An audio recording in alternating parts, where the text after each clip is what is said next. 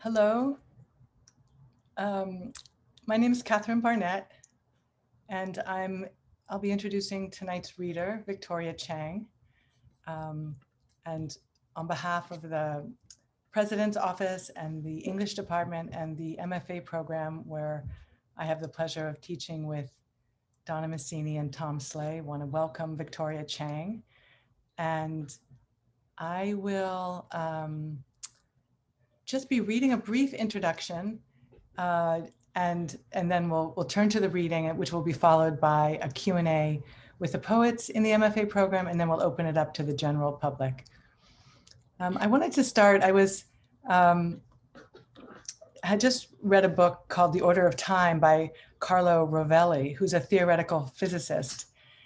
And he says there's no such thing as time. He says that even things that are the most thing-like are not even things. They're just really long events. So here's a quote. He says, "Even the hardest stone is only a complex vibration of quantum fields, a momentary interaction of forces, a process that for a brief moment manages to keep its shape, to hold itself in equilibrium before disintegrating again into dust." I just love you to think about that as we listen to these poems, many or maybe all of which will be from Victoria Chang's latest book, Obit, which was just published in last April 2020. And in those poems, the speaker is musing on death, and she says, "To acknowledge death is to acknowledge that we must take another shape." So the idea that even the most thingy thing is really an event and is changing shape, I think is apropos to a way into the manuscript, the book. Victoria Chang is the author of 5 books of poetry. Obit I told you, was published in the spring of 2020. It's a current finalist for the National Book Critics Circle Award, and the winner will be announced this Thursday. So we really have her at a very exciting moment. She was also nominated and on the long list for a National Book Award, and has been on many, many lists for the best books of the year: NPR, the New York Times, Publishers Weekly, Boston Globe. And she's not only an accomplished poet, she's written 2 children's books. She's edited an Asian American anthology back in the early 2000s. And she's the program chair of the Antioch's MFA program. And another thing you might not know, but she's a tireless promoter of other people's work, which is something I really appreciate. So if you need a little shot of dopamine, poetic dopamine, and cultural critique, check out her Twitter page. She uses it to extend our notions of what a poem is and can do in the world. The prose poems that make up the bulk of Obit are presented in the narrow columns that you find, in a newspaper column, a newspaper obituary. They transcend and honor the obituary form. And through the velocity of her associative intelligence, she has made a purely informational form into philosophy, song, meditation, and even sometimes the kind of humor that is a small respite from pain, even as it deepens the pain. And you might think a book of poems that includes 70 odd obituaries would be dirge-like, almost by definition. But I find this collection also life-affirming in its cataloging of the material world. The book embodies the fight between the head and the body, between thinking and feeling. It is also very much a book about unsentimental love and the unstoppable life force. This morning, I'm finished in one moment, I found my signed copy of Victoria Chang's first book, Circles, which was published in 2005. Victoria and I went to graduate school together, which I only mention because so many of you are here studying together. It's great good fortune to watch a classmate push past all limits and write like her life depends on it, which I believe is kind of the case for Victoria Chang, as it is for so many of us. So again, on behalf of all of us here at Hunter, I want to welcome Victoria Chang to the Distinguished Writers Series. Thank you, Catherine. We did go to graduate school together, and we have seen each other off and on throughout the many years that we've been writing and living. So such an honor to be here. And thank you, Michael, for helping, and anyone else who had a hand in planning something like this, because I know how much work it can take just to plan one event. And thanks everyone who's here. I look forward to spending time with you over the next hour or so. I'm just going to read some poems from Obit, and then maybe I'll read a couple, just a few tiny new poems. I think Catherine asked me to read maybe an Edward Hopper poem and Ickfast poem. So I'll just sort of kind of go along and check my time. And then I know that we'll do a whole bunch of other stuff after. So I guess there's not much to know about this book, except that my mom passed away in 2015 of pulmonary fibrosis. And that's just when your lungs harden and it's hard to get air and you gradually suffocate to death. It's a pretty brutal disease. And then my dad had a stroke maybe 13 years ago now and lost most of his language. He's still around doing as well as can be expected. And he appears a lot in my work because he's been a big part of my life, obviously. I'll start with the poem that Catherine mentioned, and it's called Optimism. And these are all shaped like little obituary newspaper things. Optimism died on August 3rd, 2015, a slow death into a pavement. At what point does a raindrop accept its falling? The moment the cloud begins to buckle under it, or the moment the ground pierces it and breaks its shape? In December, my mother had her helper prepare a Chinese hot pot feast. My mother said it would probably be her last Christmas. I laughed at her. She yelled at my father all night. I put a fishball in my mouth. My optimism covered the whole ball, as if the fish had never died, had never been gutted and rolled into a humiliating shape. To acknowledge death is to acknowledge that we must take another shape.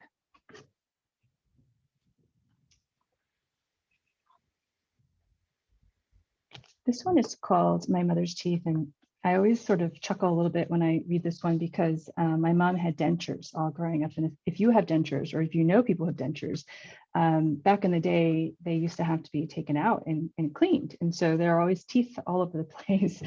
Now I know, I think my mom had several different dentures, so that it felt like they're always being cleaned, but they're probably being rotated now that I think about it. This one's called My Mother's Teeth. Died twice, once in 1965, all pulled out from gum disease, once again on August 3rd, 2015. The fake teeth sit in a box in the garage. When she died, I touched them, smelled them, thought I heard a whimper. I shoved the teeth into my mouth, but having two sets of teeth only made me hungrier. When my mother died, I saw myself in the mirror, her words around my mouth like powder from a donut. Her last words were in English. She asked for a Sprite. I wonder whether her last thought was in Chinese. I wonder what her last thought was. I used to think that a dead person's words die with them.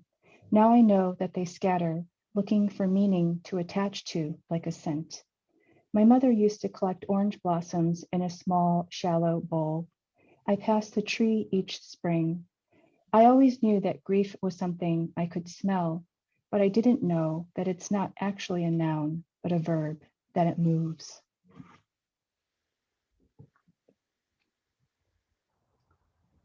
This one is called Memory. Memory died August 3rd, 2015. The death was not sudden, but slowly over a decade. I wonder if when people die, they hear a bell, or if they taste something sweet, or if they feel a knife cutting them in half, dragging through the flesh like sheet cake. The caretaker who witnessed my mother's death quit. She holds the memory and images, and now they are gone. For the rest of her life, the memories are hers. She said my mother couldn't breathe, then took her last breath 20 seconds later. The way I have imagined a kiss with many men I have never kissed. My memory of my mother's death can't be a memory, but is an imagination. Each time the wind blows, leaves unfurl a little differently. So I wrote 70 of these actually, or so. I actually have never counted in a 2-week period after I was resisting the idea of writing about my mother. And I was listening to NPR in the car, and they were just talking about this documentary called Obit, and that's sort of something triggered, and I wrote these over a short period of time. And then I just sort of let them, I think I just one day just stopped. And I can't remember exactly when I started writing other things, but I eventually started writing other things, just sort of this, because I feel like once we stop writing, we think we might never write again, or we don't know how to write anymore, kind of thing. So I started writing formal poems like sestinas and ghazals and pantoums, and I tried everything, and I landed on these Japanese syllabic forms. So they are called tankas, and they're 5-7-5-7-7 in syllables, 31. And my friend who I send my manuscripts to a lot thought the rest of the poems, formal poems, were pretty bad. And he then said these tankas, though, are pretty nice to put in here because a lot of them are talking to children, or my children, or some sort of general child or children. So I'll just read a few of these. I put 2 on each page. I'm not sure why. I just think they wanted to be with another pale of some kind. So I'll just read, I'll read a couple of these. I tell my children that hope is like a blue skirt. It can twirl and twirl, that men like to open it, take it apart, and wound it. I tell my children that sometimes I too can hope, that sometimes nothing moves but my love for someone and the light from the dead star.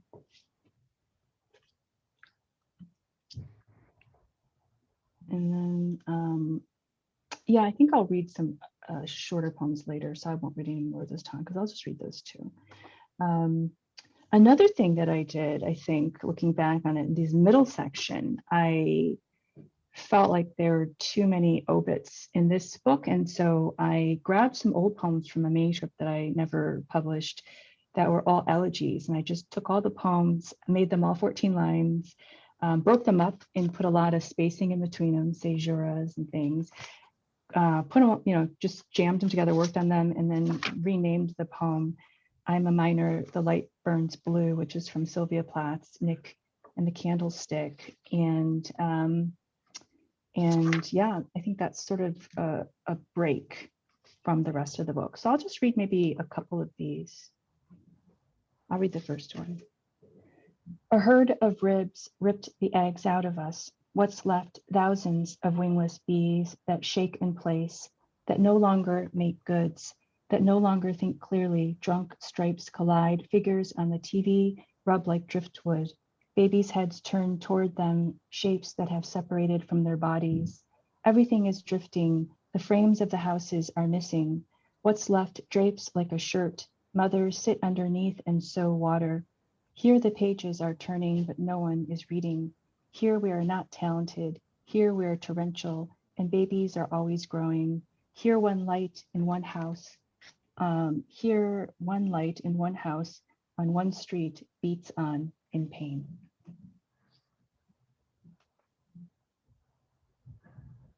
I'll read one more from this middle section. In the last parking lot in the last city, there are trees that look like nerve endings, scalps of leaves, thousands of birds in threes. Somewhere the last people have stopped to place white rocks over dried volcano. Beth loves Jim and someone loves Matt. At the last party, the light lanced onto the last baby's face, its body still slumping in ignorance. Once while teaching a child how to draw a person, I learned we're made only of circles and rectangles. I now know a body must loosen before it tightens. I now know a body can loosen and tighten with many men. I now know Earth is a whole, not a sphere, meant to be filled with bodies, not with thinking. So I'll just read maybe one more of these obituaries, and then I will read a Hopper poem, and then I'll read a couple new poems. And I think that should bring me to the time that Catherine wanted me to read. And I'm happy to read other things later if you want me to. Okay. So this one is called The Clock. And yeah, I was just listening to NPR. I don't listen to NPR very often, but I was in a car and this scientist was talking, who has had Alzheimer's. I don't know where the scientist is now, but was really struggling with cognition and was just couldn't figure out how to read a clock or how to draw a clock. And so was just pontificating about it. And I was just enamored listening to him. It was pretty amazing, actually. So I wrote a poem called The Clock. And my dad, and I say this in the poem, my dad was, every time I used to bring him when he was able to go out to a doctor's office or a therapist or something, they would always ask him these questions and I just let them do it, but they'd ask him questions like, what time is it? Or when's your birthday? Or what year were you born? And all these questions that any one of us might know very readily, but he could never answer. So he was always failing every test that he ever took, which if he had knowledge about that, it would probably driven him crazy. This one's called The Clock. Died on June 24th, 2009, and it was untimely. How many times my father has failed the clock test. Once I heard a scientist with Alzheimer's on the radio trying to figure out why he could no longer draw a clock. It had to do with the superposition of three types, the hours represented by 1 to 12, the minutes where 1 no longer represents 1 but 5, and a 2 now represents 10, then the second hand that measures 1 to 60. I sat at the stoplight and thought of the clock, its perfect circle and its superpositions, all the layers of complication on a plane of thought. Yet the healthy read the clock in one single instant without a second thought. I think about my father and his lack of first thoughts, how every thought is a second or third or fourth thought, unable to locate the first most important thought. I wonder about the man on the radio and how far his brain has degenerated since. Marvel at how far our brains allow language to wander without looking back, but knowing where the cure is. If you unfold an origami swan and flatten the paper, is the paper sad because it has seen the shape of the swan, or does it aspire toward flatness, a life without creases? My father is the paper. He remembers a swan, but can't name it. He no longer knows the paper swan represents an animal swan. His brain is the water the animal swan once swam in, holds everything. But when thawed, all the fish disappear. Most of the words we say have something to do with fish. And when they're gone, they're gone.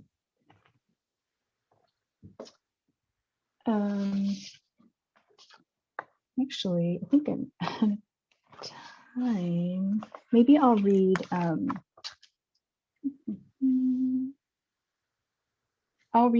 a really old one, this Edward Hopper study from Hotel Room from my first book.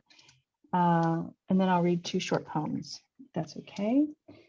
And this painting is, well, I kind of explain what's in the painting, so there's no need to tell you what it looks like anyway, which is an interesting thing related to ekphrastic poems in general. Is how much do you disclose and how much do you leave out, and do you need to know the painting to understand the poem, etc. While the man is away telling his wife about the red corseted woman, the woman waits on the queen-sized bed. You'd expect her quiet in the fist of a copper statue, half her face a shade of golden meringue, the other half the dark of cattails. Her mouth even, too straight, as if she doubted her made decision, the way women do. In her hands, a yellow letter creased like her hunched back, her dress limp on a green chair. In front, a man's satchel and briefcase. On a dresser, a hat with a Cylon feather. That is all the artist left us with, knowing we would turn the woman's stone into ours. A thirst for the self in everything, even in the sweet chinks of Mandarin. And I'll just end with 2 short, tiny poems from this new manuscript. And I just really enjoyed writing syllabic poems so much that I just kept on going. And so these are all in various syllabic forms that I looked up and used. And then I also used as a prompt W.S. Merwin's poem titles, mostly because I was trying really hard to write about nothing. So after writing a book like Obit, I really just didn't want to write about anything. So these are poems about nothing. And this, I'll just read two tiny ones. This one's called Foghorn. Sometimes the language we have is inadequate. On rainy days, people leave yellow boots on the porch. The egret takes off its yellow feet and steals the boots. And here's the last poem I'm going to read. It's called The Notes. I stay in bed and listen for any music. Today's cheerful. It has overshot itself and is tomorrow. I'm left behind, waiting for the birds to return. They've moved on. I now know that being birdless doesn't hurt. Thank you.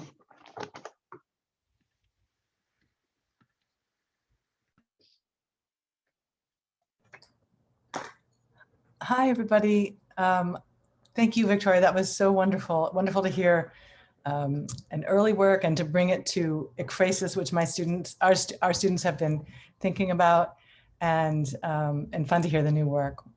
Thank you. Can the class, everybody come back in? Are you all here? Yep, you're here. Okay, good. So we have a Q&A right now, and the students have set up an order. So they'll just ask their questions. I don't even know who's first. I'm first. Hi, Victoria. Hi. Hi. Thank you so much for being here and joining us.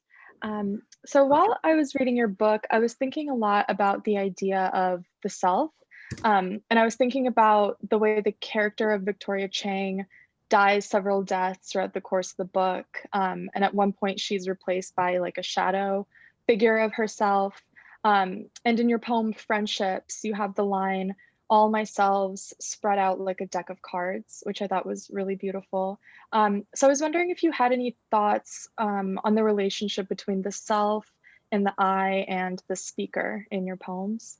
Mm-hmm.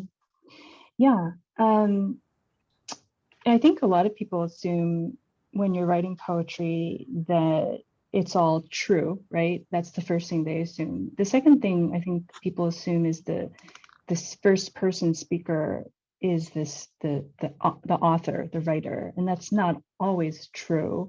And then I think in this book in particular, it's multi-layered because I think they're just, I mean, even the cover, I'm looking at it now, there's just many selves, right? And so I think there's a lot of those kind of complications involved in general. So yeah, I mean, I think for this book, the first person speaker I is some shadow of myself, right?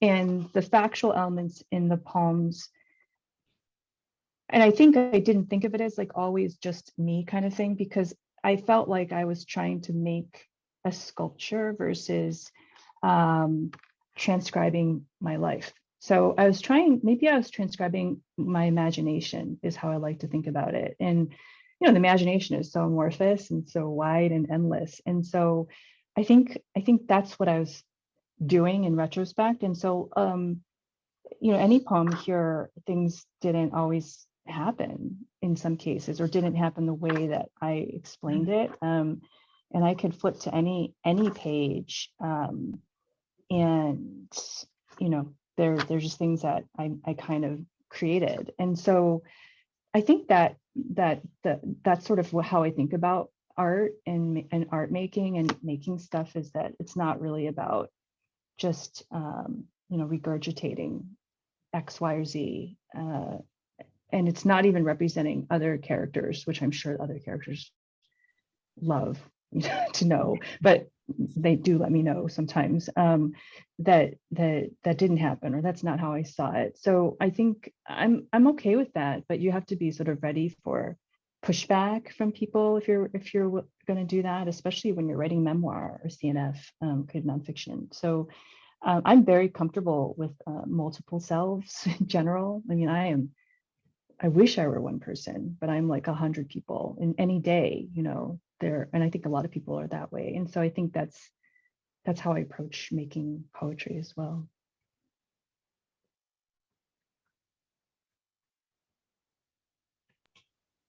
Hi, Victoria. Thank you for Hi. being here with us tonight. In your book, the sequence of your poems seems to be very intentional, and I was wondering what the significance of the last open in your poem, starting with the death of America, rather than the death of something or someone else. Mhm. Yeah, I think the last poem was the only poem in the book that was a prompt. So Derek Sheffield, the editor of terrain.org, started seeing some of these obits around in the world and asked me if I could write to their prompt or their series, their Letters to America series. And so sometimes they're poetry, sometimes it's essays and various things, whatever you want to send to him. And I said, no, thank you. I don't really like writing to other people's prompts. You know, I'm not very good at following other people's orders when it comes to creative stuff. But I tell people to write to prompts all day long.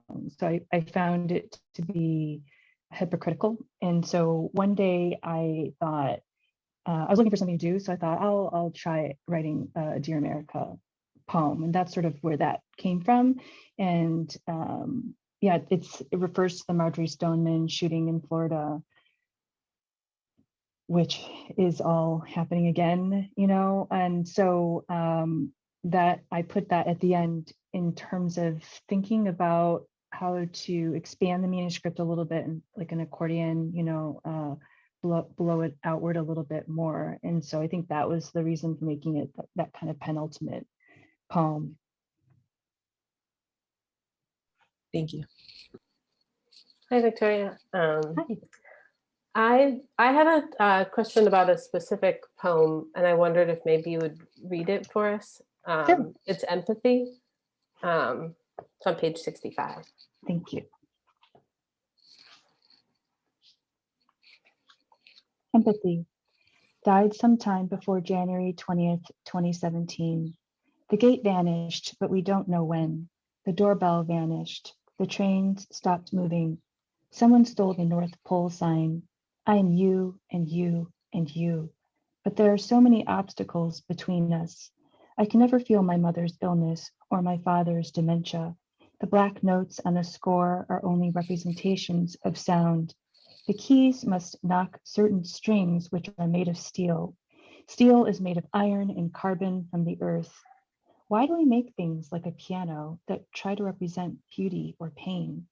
Why must we always draw what we see? Just copy it, my mother used to say about drawing. The artist is only visiting pain, imagining it. We praise the artist, not the apple, not the apple's shadow, which is murdered slowly. There must be some way of drawing a picture so that it doesn't become an elegy. Yeah, I really liked how the poem begins by pausing life, and this book takes such an interesting approach to thinking about time and how we mark time and contain time and compete with time. And in the first lines of this poem, life screeches to a halt and the speaker steps back to consider what's being recorded and what it means to make art, music, paint, write, what is happening in the distance between the artist and the subject they're trying to represent. I guess I was just wondering if you could speak a little bit more about this poem and about the futility you might feel sometimes when you're writing poems, and maybe especially ones that aim to represent such powerful feelings as grief or pain. Mm-hmm. Mm-hmm. Yeah. I haven't read this poem in a long time. I don't know if I've ever read it aloud, so I think that was fun. I think that I was trying to, in retrospect, like I'm sitting in front of you all, right? And I'm trying to explain to you. I was trying to see if it was possible to explain to you how I was feeling. And as someone who's not super open about those kinds of things, I thought it would be particularly challenging for myself. And then also I was feeling really, really bad. And the question is, could I describe grief, in poetry, and specifically in poetry, because I had read a lot of prose books, the Joan Didions of the world. What else had I read? Grief Observed. I read Megan O'Rourke's The Long Goodbye, which I loved so much. And so there are all these books in prose that really helped me kind of think through grief. But in poetry, while there were a ton of elegies, the elegy didn't really feel like the right form for my own experience. And so I think that's how these poems came about. And so that's what I was trying to do. And so I think these kinds of issues that I kind of obviously was grappling with when I wrote this poem they were swirling in my head. And the question was, is it even possible to use language to explain those deep feelings? And I think in the end, I decided that it's not possible, but can you get like an inch to it, or, a foot to it, or like a centimeter, maybe. And so I think that was what I was messing around with in the end. Hi, Victoria. I was wondering if you had any writing rituals or schedules that you adhere to when you write. I wish. No, I'm incredibly disorganized and messy and organic and busy. So I think that I just sort of write when I write, and I don't write for long, long, long periods of time. So I think that a lot of people are that way. I'm nothing unusual. So yeah, I think the things I do are kind of strange things. I've said this before, but I always like to have my nails trimmed down really low. It has to be dark. There's just a little light that's shining on the paper, and I need to write with a very sharp pencil. These little Dixon Ticonderogas. Never said that aloud before. Need to be very, very sharp, and yeah. So I like those kinds of things. But in terms of when and how, it's never set. It's just when I feel like it, which these days I need to really feel like it. I need to feel very compelled to write. But I would say that's changed over time. So when I was in graduate school with Catherine, we were writing all the time. And I actually felt like a lot of times I didn't really have anything to write about or to say. I had nothing, no words. And so that, I feel like that was hard to be on a schedule for me, because I'm very anti-schedule, and I'm always attracted to the next new shiny thing. And so that makes it hard to be in school with any regularity. And so, yeah, I don't know if that answers the question, but not really. Well, thank you. Hi, Victoria. I'm Grayson. I liked your new poems. I thought it's really interesting to want to write about nothing, but using the syllabic form. I don't really know if that even fits into my question, but I was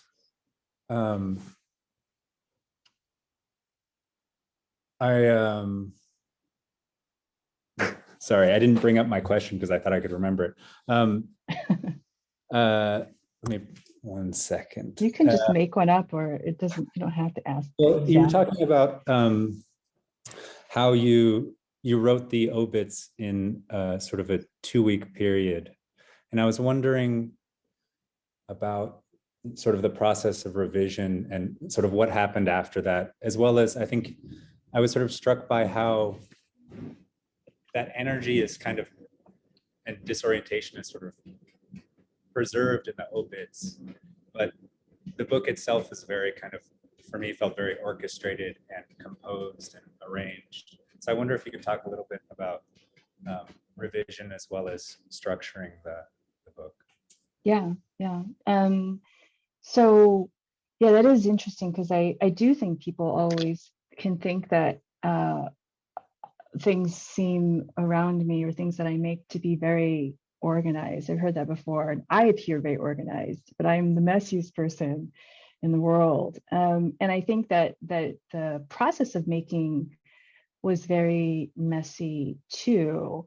But it doesn't mean it's without form. So the form is helpful in sort of caging that messiness to some extent. And I love form. And Terrence Hayes always, I love the quote where he says that form for him, the poet Terrence Hayes says form for him is like a bird in a cage. And that just resonates so much with me, you know, because I feel like that's how I view form as well. And so I think writing for me is very hard. I don't know. I've never really heard anyone say writing is a piece of cake, but it's really hard.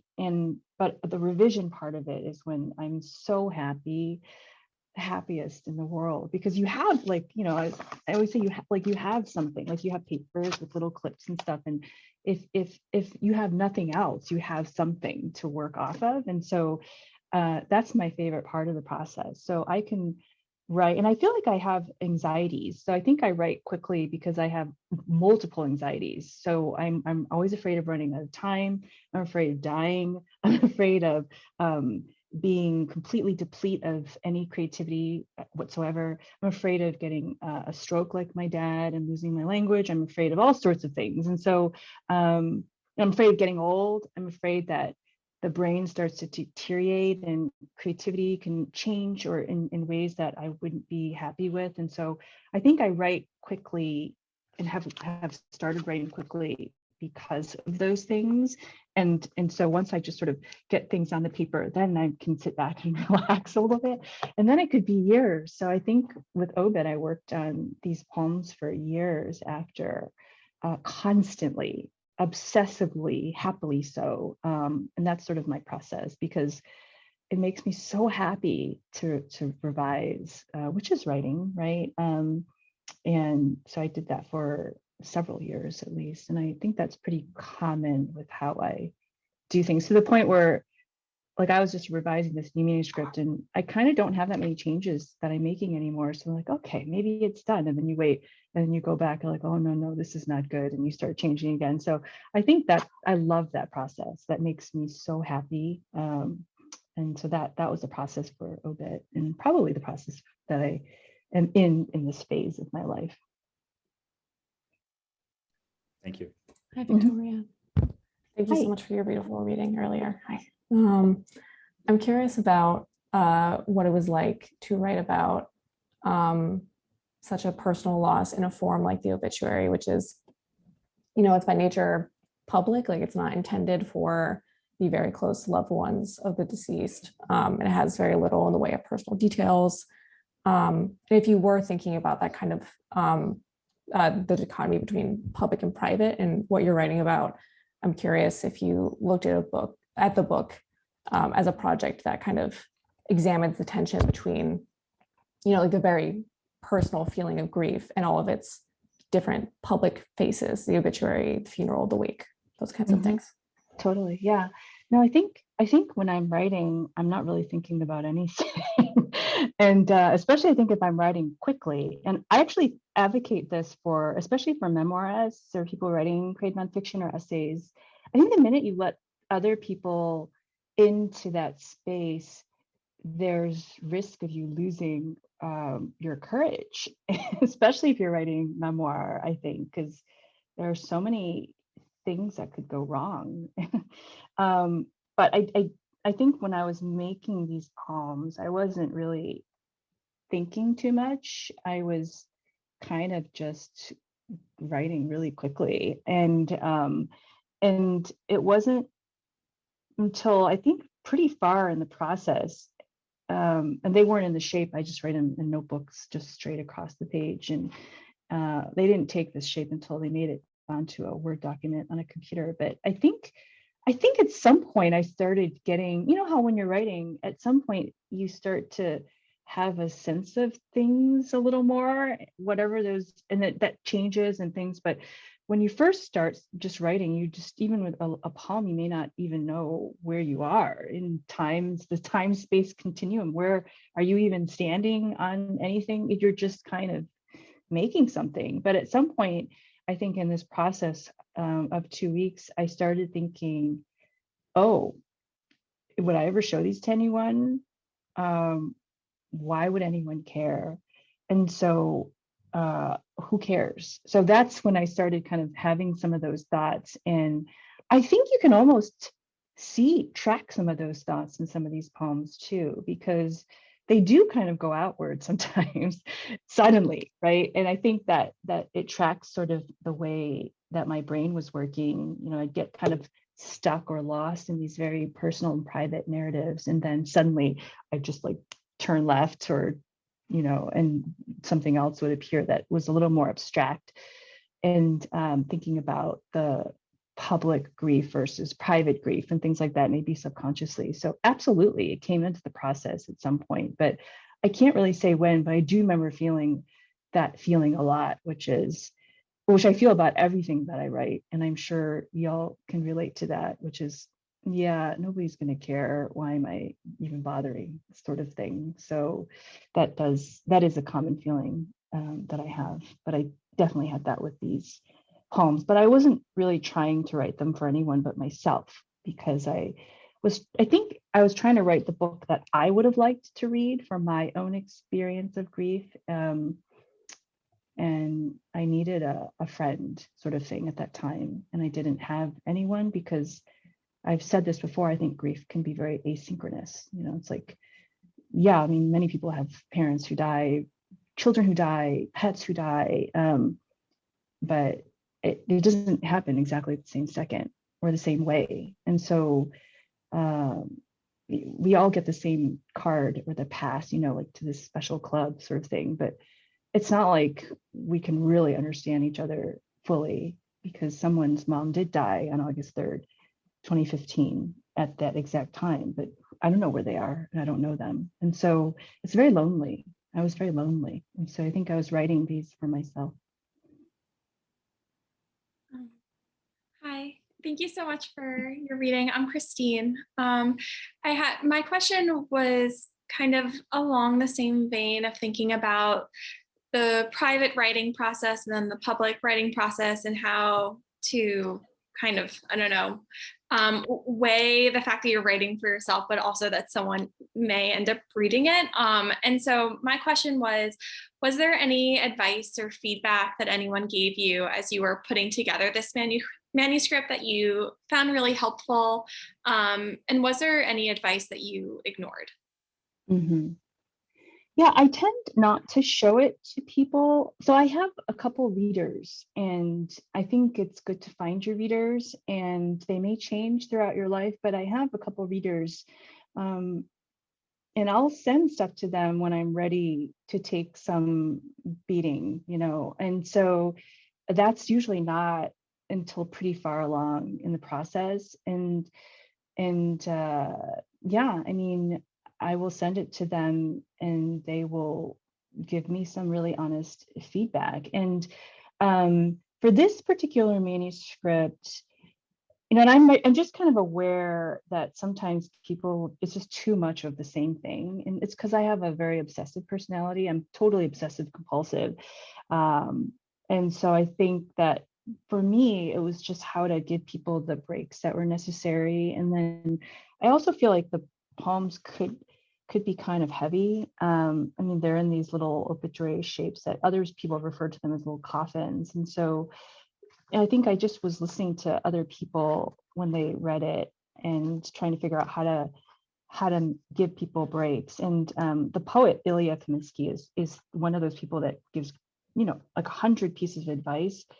And I just have to kind of see what sticks. And one of his pieces of advice was the Tonka series, and said, why are these all at the end, in that kind of passionate bursting voice that he has. And you should take them and spread them out. And so I thought, oh, that's good advice. And so I will listen to people's advice that I feel like resonates with me, but I don't always. I mean, people are going to give you all kinds of advice, and then people are going to criticize you all the time. And so it's like, you just can't really listen to it, because for me, making poems isn't anything but playing around with language. And so it's like, I'm not looking for success or failure, and so it's just like, I made this stuff out of clay, and here, I'll throw it on your desk, and there, I don't want anything from you. Like, I don't need you to tell me how great I am, or how great the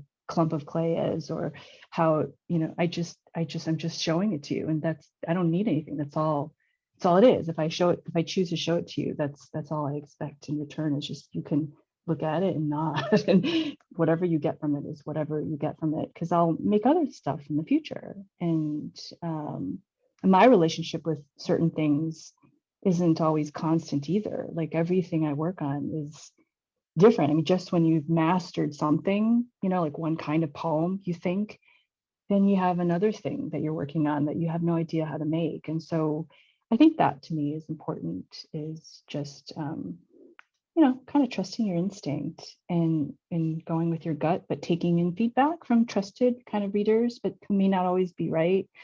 But there is no really right or wrong anyway. It's like, I could have followed the 99 other pieces of advice, that Ilya or somebody else gave me, and it would have been fine. Like, it's not, I guess the stakes aren't that high for me in terms of making changes, or making things in general. The stakes aren't that high. I don't know if that answered your question, but. No, it did. Thank you. Hi, Victoria. I'm Michael. Hi.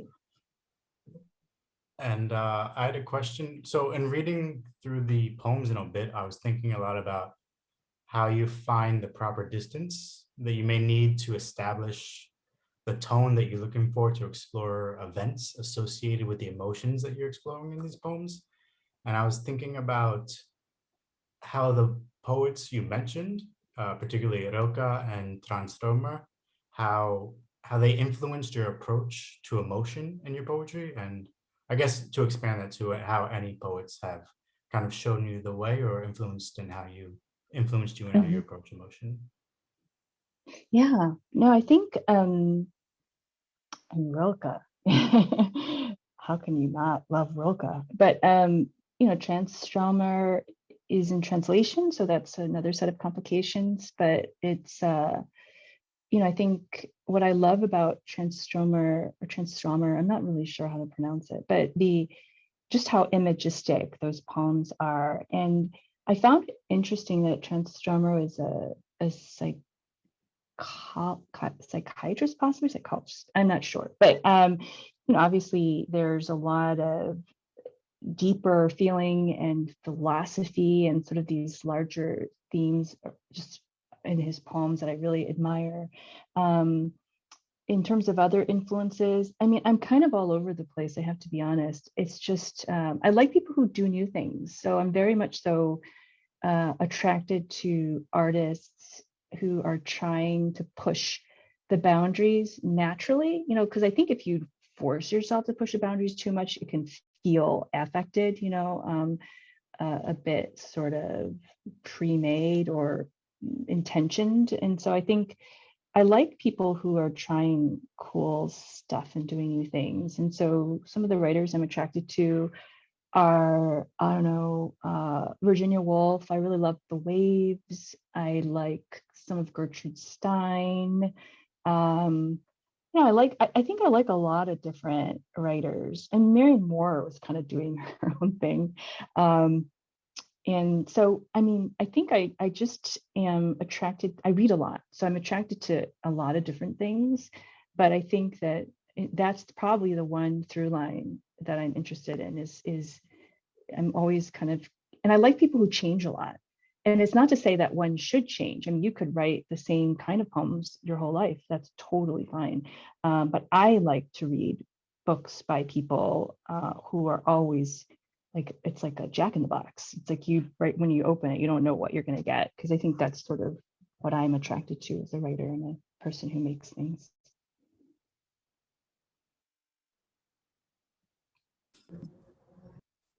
Hi, Victoria. Hi. So I really loved subject matter on page 63. Would you be able to read that for us? Yeah. Subject matter always dies. What we are left with is architecture, form, sound, all in a room darkened, a few chairs unarranged. The doors locked from the inside, but still Subject matter breaks in and all the others rise. My mother's death is not her story. My father's stroke is not his story. I am not my mother's story, not my father's story, but there is a meeting place that is hidden, one that holds all the maps toward indifference. Can pain be separated from subject matter? Can subject matter take flight and lose its way, peck on another tree? How do you walk heavily with subject matter on your back without trampling all the meadows? So thank you. I loved that it felt like or read like an Ars Poetica or a meta commentary on the entire collection, and working within the bounds of a specific form or structure. Is that the case? And can you talk a little bit more about the poem? Yeah, I think, and it's funny, I read this poem now and parts of it don't even make sense to me. I think that happens a lot in this book, but I purposely didn't go back and try and make it make sense, if that makes sense. I just sort of was like, it's a little obscure. I'm not exactly sure what I was saying. That's okay. I just leave it there. Because I think that's a part of the process of grappling through whatever it is you're grappling through. And I think it's true if that's why I allowed a lot of turns and changes too. I mean, my brain functions that way to begin with. I wasn't interested in making sure I had a reader's hand the whole way. You know, if I lost it and the reader fell off the cliff, that was fine too. I fell off the cliff. Sometimes I don't know exactly what I meant or what I was thinking or saying, but I mean, when I read this poem again, I definitely remember the struggle with subject matter. And as a poet that likes to write in sequences, not for any reason, I think, but I think I didn't have a lot of time. And so I just, if you're going to write, so if you write poems and put together a collection of poems that you've written over 10 years, it's very different than putting together a collection that you've written over 2 weeks. And so I think that they're so similar because I wrote them over a short period of time. And so I think I was a little bit self-conscious, and I'm constantly a little self-conscious about having subject matter kind of creep a little bit too much or overshadow language and mystery too much. And so I have an uncomfortable relationship with subject matter. So I think in the end, there's just a lot of junk in this book because I think I was letting myself let anything in the door to sort of maybe resist being too heavy-handed with subject matter. Thank you for those wonderful questions, Mike, our students. And I'm going to open it up to anyone who's attending. And I guess you put the questions, if anyone in the audience, I can't see you, but you could put questions in the Q&A, and I'll just wait a moment for that. While we're waiting, as soon as someone pops up there, I'll interrupt you, Victoria, but I'm just so taken by the intelligence of your metaphors and some of the things you've been talking about in terms of subject matter or the difficulty of saying. It seems to me that you solve the problem through these metaphors that are constantly being reinvented and folded in on themselves. Oh, good, there's a question. So let me see what the question is. Okay, can you just speak for 1 second about kind of where metaphor is in your mind? Like, do you walk around and things are just colliding and that's how you make sense of the world? Or is it more something that comes out in the revision, sort of through a more intellectual discovery? And then we'll go to the last question. Yeah, I don't think I consciously think about metaphor now that I think about it. I just think I sort of, maybe it's just the way a lot of poets navigate the world through figurative language. And I think that, and this is an interesting sort of pedagogical or pedagogical question, which is, how do you teach metaphor? And I've struggled with this because it seems like every time I try and teach metaphor, the metaphors that people come up with feel very forced. And so I just thought a lot about this on my own, but I think I'm just naturally someone that is attracted to metaphor, and I don't really put a lot of conscious thought to it. And so that's the question of like, how do you teach someone metaphor? So sometimes I'll use like metaphysical poets to teach metaphor, and it's hard though, because it's like, I think that a lot of poets at a very young age just naturally are not literal people. And so it's kind of in our spirits. But I do think that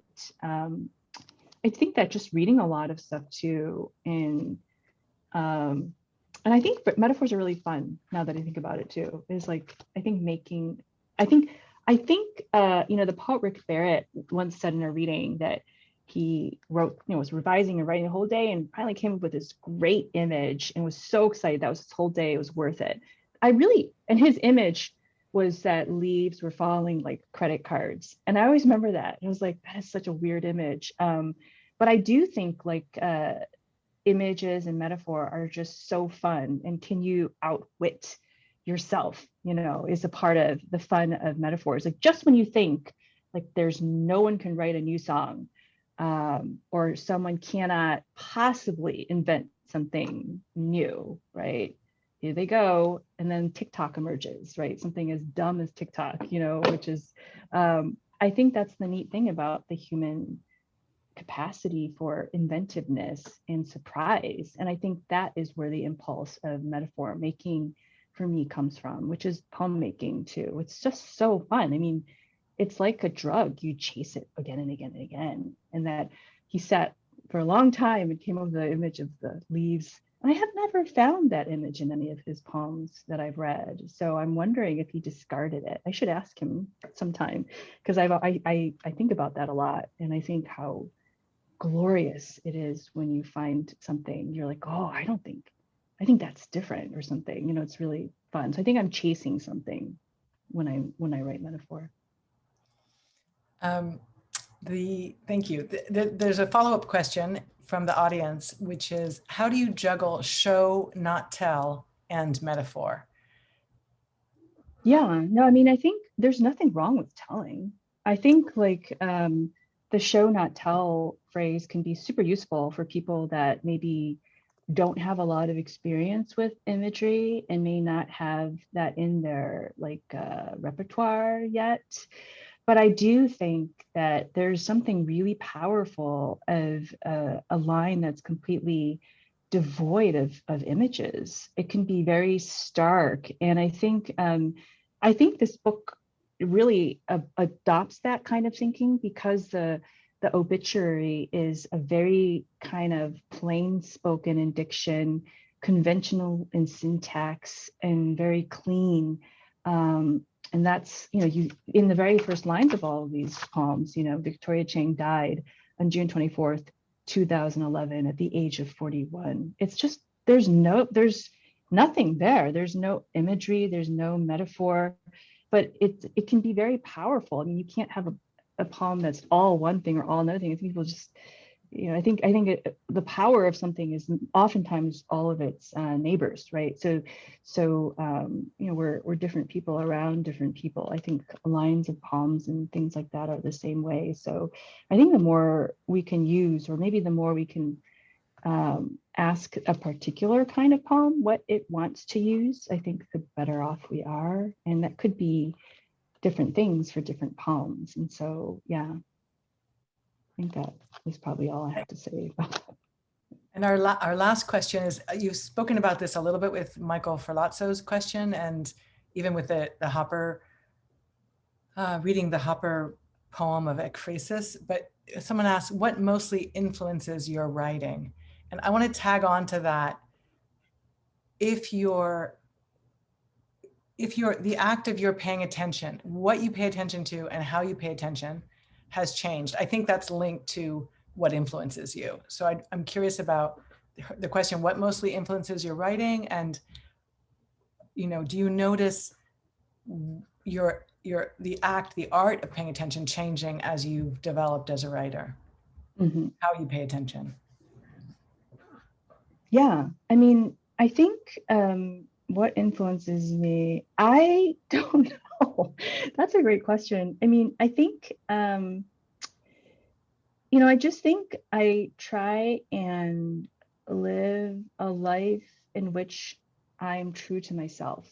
And if that's a little bit kind of woo-woo and abstract and amorphous, I think that's true. I mean, I think for me, writing, being sort of, and not sort of, being an immigrant's child and not knowing very much about my heritage or my identity or my family's history or grandparents or uncles, I didn't know any of these people. I don't know anything about them. And when my mother died, it's like not only she died, and this is why I think it was hard for me, why I wrote this book. So many people's mothers died. I mean, like poets' mothers die all the time. How come nobody else wrote a whole book about their mother dying? I think about that a lot. I was like, why did I have to write this book? I think it's because she died and then my history died. So a whole big branch of unknowns or block of unknown or unshaped unknown died. And so I think for me, writing is identity making,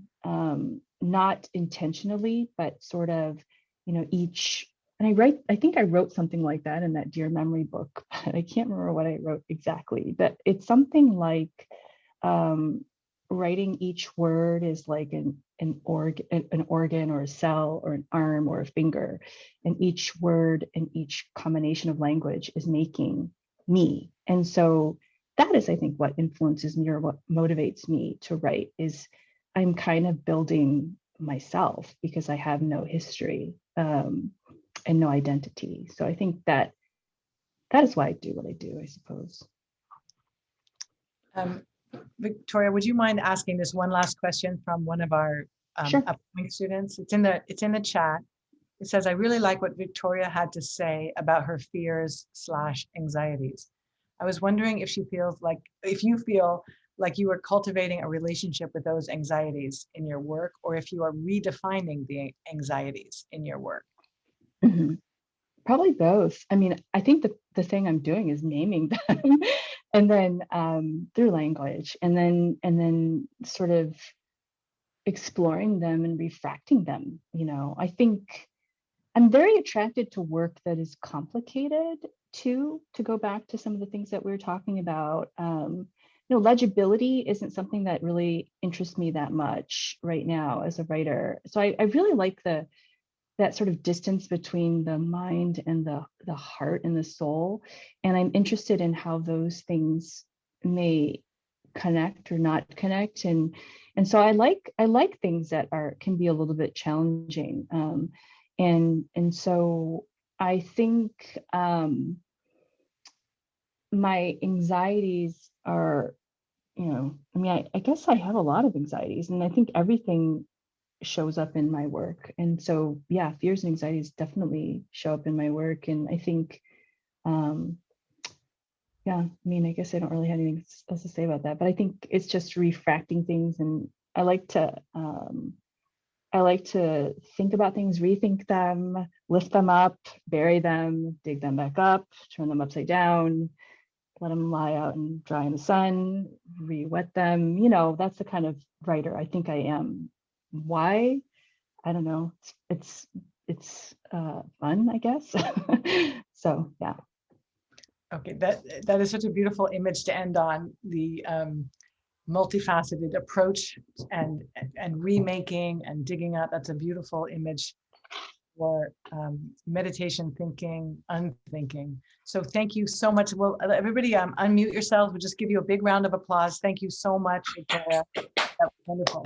Beautiful reading. Thank you. Thanks for asking all those great questions. I could tell they were very well prepared. So thank you, Catherine.